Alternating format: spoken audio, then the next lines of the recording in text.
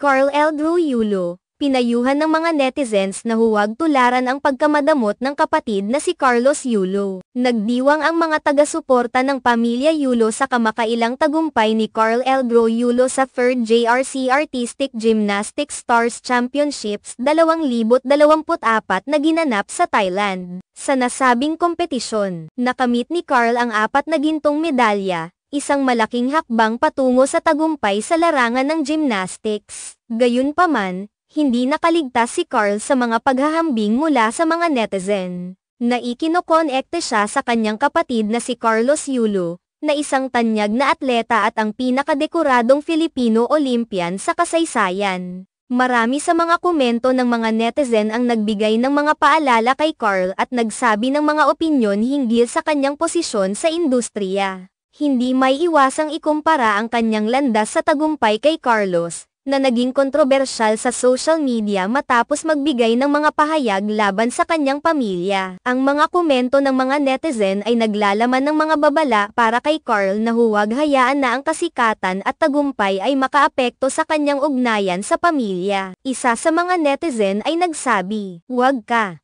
mag-aasawa or mag-GF man lang mangyayari saw ang nangyari sa kuya mo. Nanay mo lang dipat ang masaya, bawal ka sumaya lahat ng kinikita mo sa niya lang dapat." Ang mensahe na ito ay isang paalala kay Carl na huwag kalimutan ang mga sakripisyo at ang mga magulang, lalo na sa kanyang kasalukuyang tagumpay. Sa kabila ng lahat ng narating na tagumpay, may mga tao na naniniwala na ang kaligayahan at kasiyahan ng pamilya ay mas importante kaysa sa mga material na bagay. Samantala, isang netizen naman ang nagbigay ng payo na maging mapagpakumbaba at huwag tularan ang ugali ni Carlos. Dapat lang naman, ingrato huwag mong gayahin kuwa mo, attitude niya. Manatiling humble at matulungin sa pamilya at kapwa, ang kanyang pahayag.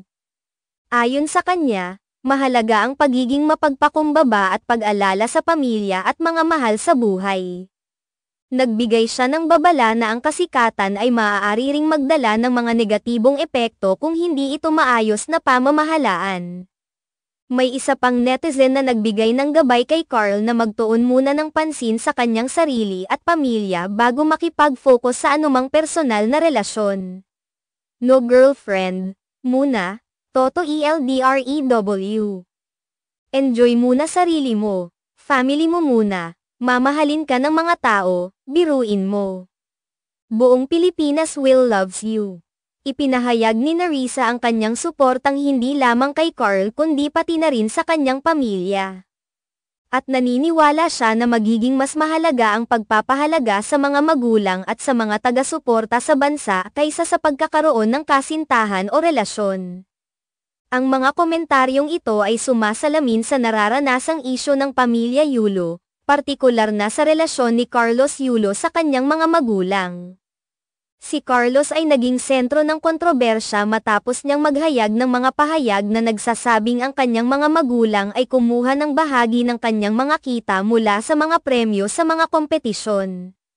Ang mga pahayag na ito ay naging sanhi ng hidwaan sa pamilya at patuloy na nagpapakita ng tensyon sa kanilang relasyon.